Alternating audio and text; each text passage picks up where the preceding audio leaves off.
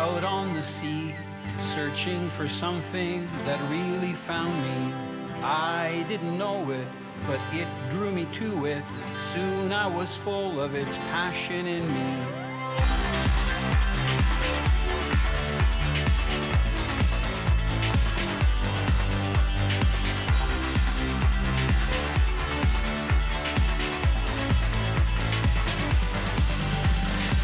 I'm Italo Labignan. 40 years I've fished the world and have learned it's not just about catching the fish, the size of the fish, or the numbers. It's about appreciating every sunrise and sunset, the smell of the sea, savoring the culture and the fish with friends. Here's the catch. It's the total experience. Presented by Bear Reels, versatile, precision, handcrafted hybrid center pins. Seabreeze boats, tame the oceans. j&rMachine electronics. j&rMachine, simply superior.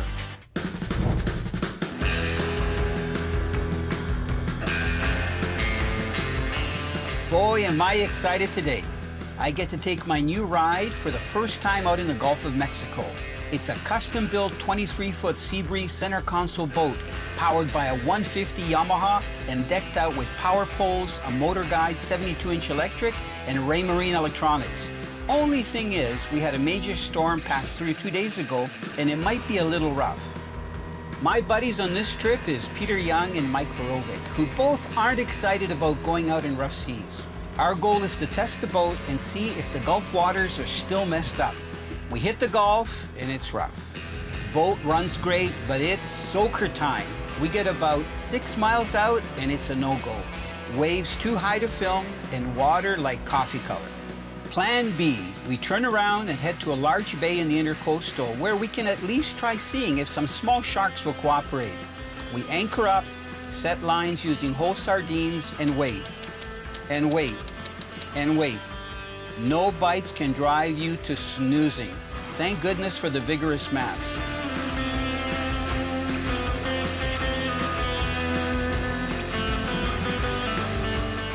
Day 2, we don't give up. We head out early hoping to find some grouper, but the seas are still lumpy. My buddy Mike starts to feel unwell. Get my drift? He starts inspecting the gun whales. Get my drift? One man down. I'm on my own to try and hook up some fish. It's like trying to bottom fish in a wave pool. Lots of sloshing going on, but we finally get into some fish. Are you working the bottom? So, Mike, what do you think about this bottom fishing out, you know, a bunch of miles out in the Gulf? It's a lot different than bluegill fishing. I'm glad you're not susceptible to motion sickness, Mike. Ah, ha, ha. You're real funny, buddy. That's one thing when you get out here, if people aren't used to it. It's not so much the really big waves, it's these rollers that go like back and forth, the motion. It's a small grouper. He's undersized. You know, a lot of times when you're targeting some of the bigger eating fish, I'm not even measuring this guy, you get these smaller guys because they're very plentiful. Nice red grouper. He needs to put on a few pounds, though, before we can keep him. One of the best ways to release saltwater fish, too, is just to throw them through the air. This is what we call a flying fish. There he goes.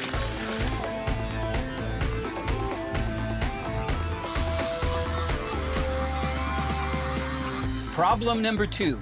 We hook up nice fish, and bigger fish like sharks and Goliath groupers grab them halfway through the fight. Seas are calming, and we're getting a muscle workout, but lose all our fish to bigger fish. I'm gonna have to engage the drag a bit more. Mike, I got a fishy on. Do ya? Yeah. Well, I'm coming. I got good news for you, Mike. You'll feel better tonight when you fall asleep at home. Yeah, I'm sure of it.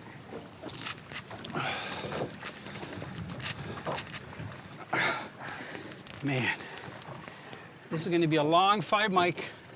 Oh, so he'll enjoy the fight, even if he gets off.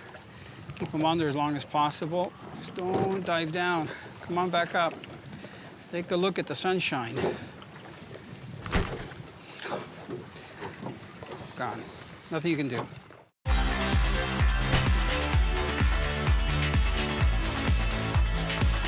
Oh, wow. Get it up, get it up. Crank, crank, crank, crank, crank, crank, crank. You got hit, man. You got something big on.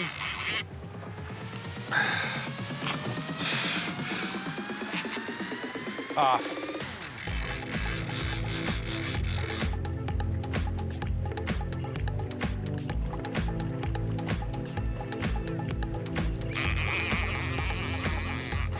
You know, we were just going along. We saw some crabs on the surface, small crabs. We were able to grab a couple of them with our little bait net. And I put one on a hook and just left it out there. Don't know what I got on there, but it's fighting pretty good.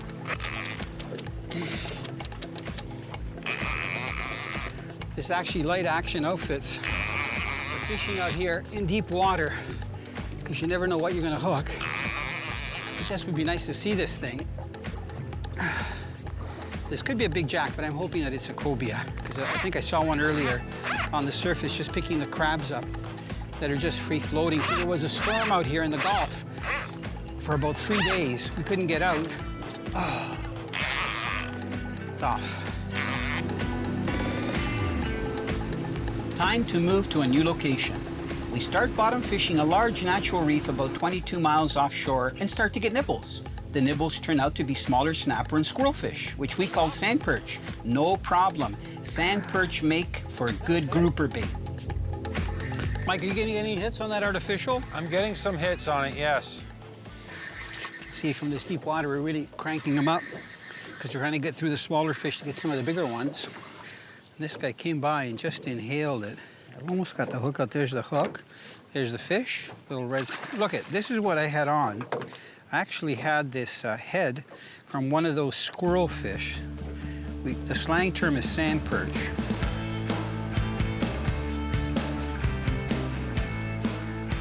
You know, these short rods, you feel everything. I think there's only about a 6 foot or 6.5 foot rod. It still doesn't feel like a bruiser. You know, you can tell right off the bat if it's a heavier fish. Looks like there's a whole bunch of grouper here, but they're smaller in size. I want to get some of those bigger ones. But you know what? There's nothing wrong with this. If you're down here in Florida, even if you go to one of these party boats, if you get into groupers, you know, anywhere from about 2 to 5 pounds, they're a blast to get all day long. You know, they're little scrappers. They're great eating, but these small ones are all going back.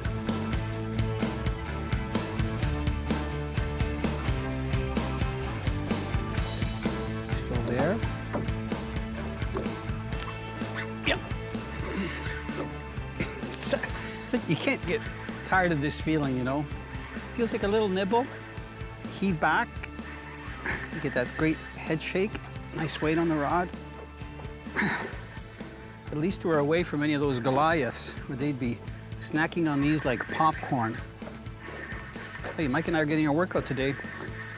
Between the running, about an hour and a half to get to our spot, and fighting these fish. Up here. Beautiful. Mike, would you mind passing me the pliers? Now, sometimes when they have the air bladders, see, like this one has the air bladder in his mouth. I'm going to take my knife that I have on me, and I'm just going to puncture that air bladder so that it can dive down.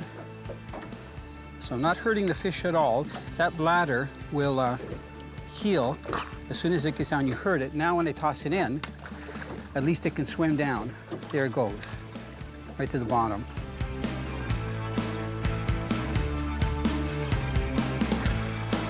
We may cut bait and start covering the bottom, and wouldn't you know it, we start to hook up grouper. First small grouper, then bigger grouper, then keepers. Yes, it's on.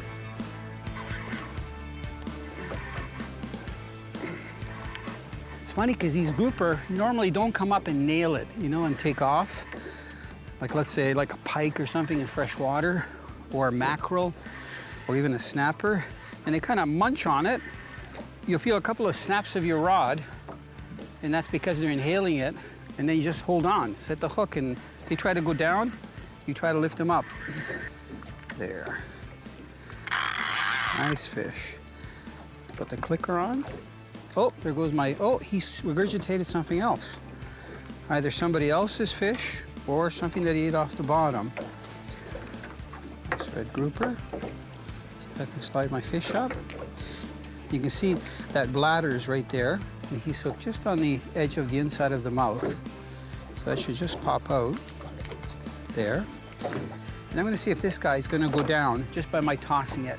So I'm gonna try to do like a 3-foot toss. And watch those gill rakers. Come on, go, go, go. Perfect.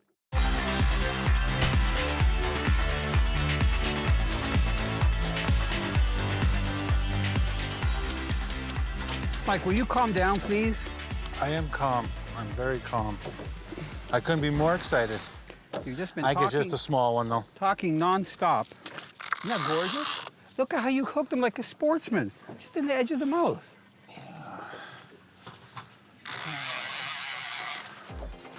Pliers, boss? Oh yeah, right here. Here you go. Oh, thank you. Nice plump fish.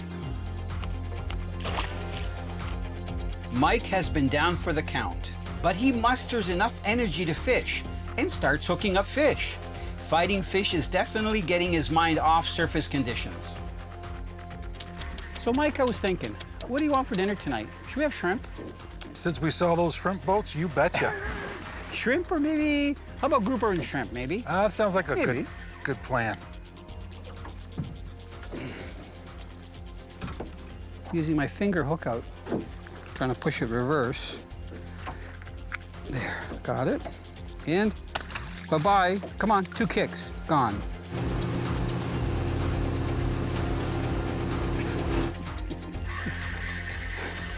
I've been saying I'll move after the next fish for the last few fish. I know, I was waiting. Well, it's kind of hard when you're getting fish after fish, and any one of them could be a big one, right? Well, you know what they remind me of? Like perch fishing back home in the Great Lakes. Yeah, only they're a little bigger. Yeah.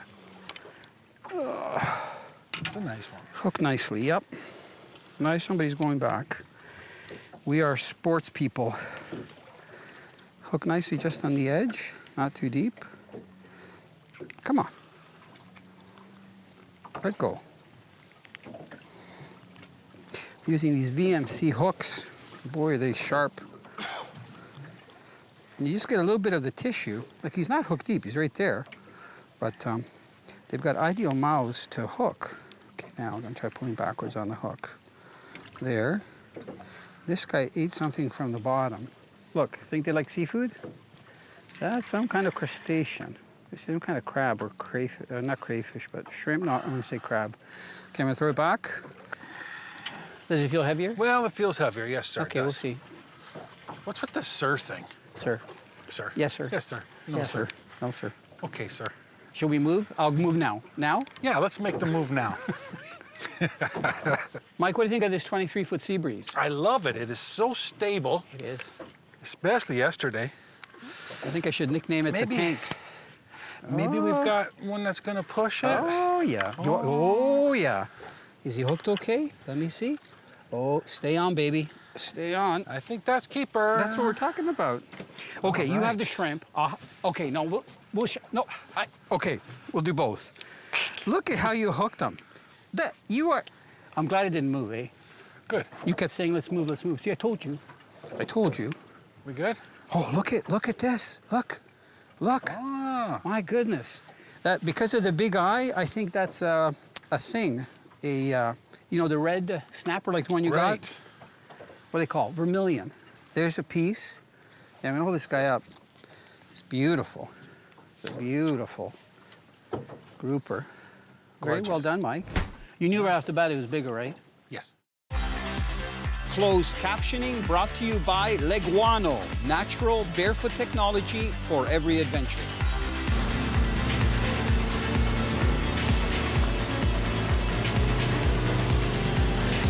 We hook small fish, larger fish, and big fish. The bite is on and the action is fast and furious, but only lasts for about 2 hours. We try sardines, squirrelfish cut bait, but it's obvious the groupers have either moved off or developed lockjaw. Now, it was interesting, we started off just by drifting some pieces of frozen sardine, and we got one of those squirrelfish, and I cut it up into like 4 chunks and put a piece on, half the head actually, and as soon as they dropped it down, I got a grouper to grab it. Hook it. Nice, nice fish. It's a good sign, Mike.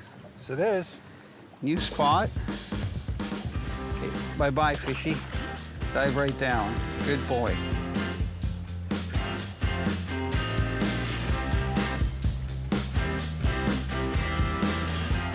Feels like another red grouper.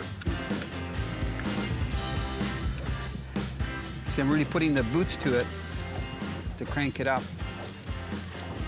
There it is there. So a lot of times you get into an area where these grouper are, you just have to be patient until you get one of the big ones to come by.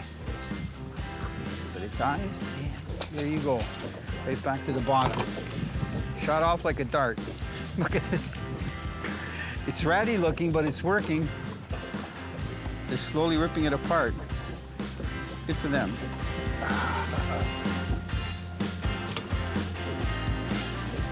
Nice grouper. Big heads.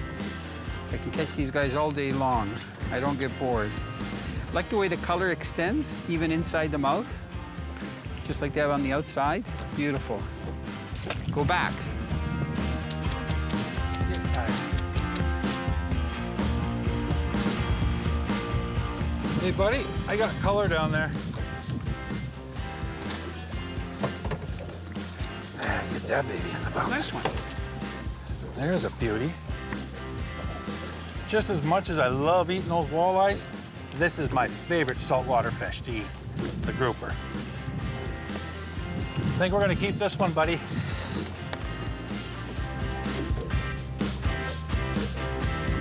I think we got him. Man, they fight like stink. Come here, come here, come here. And this one's got to go back because it's just a little short.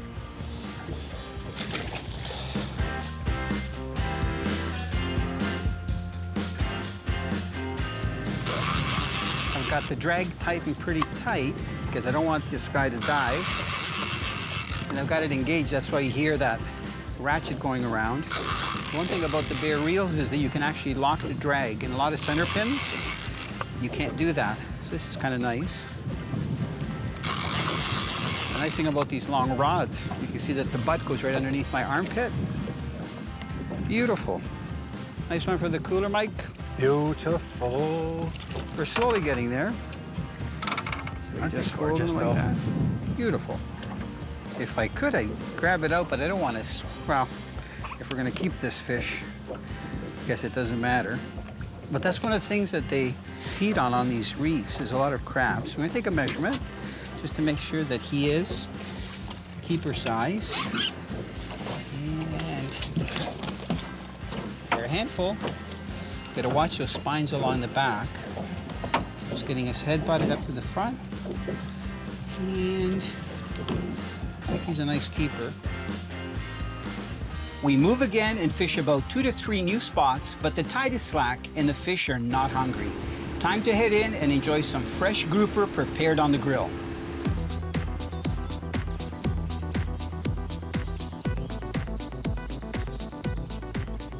Even after fishing all day, I don't mind taking the time to clean and prepare fresh fish to enjoy.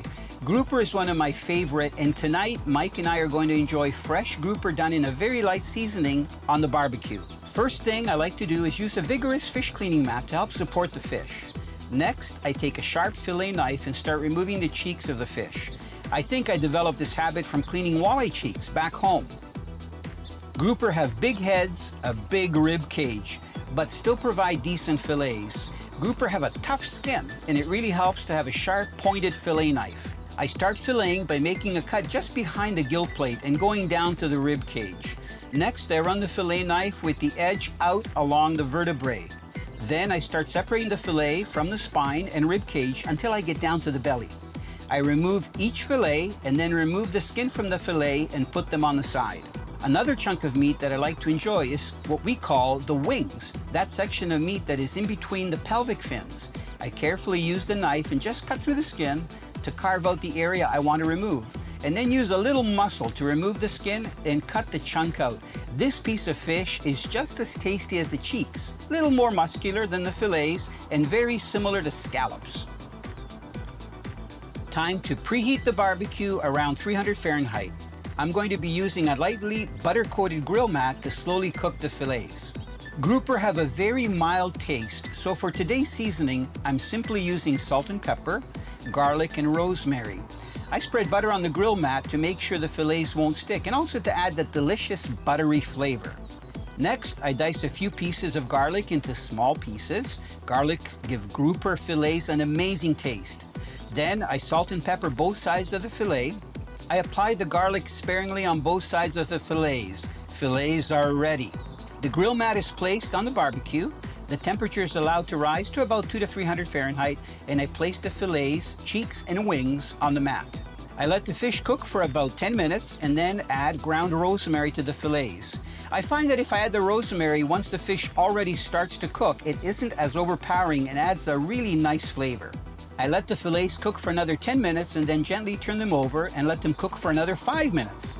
The fish is ready. We're hungry and it's game on.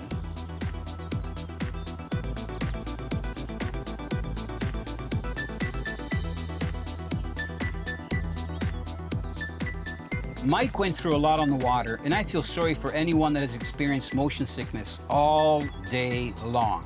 But now he has been on shore, and he even has an appetite.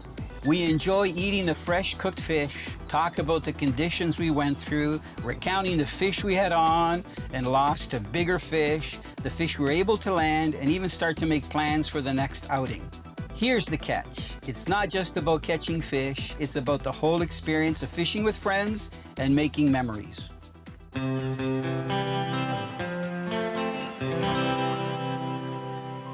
One day I wandered out on the sea, searching for something that really found me. I didn't know it, but it drew me to it. Soon I was full of its passion in me.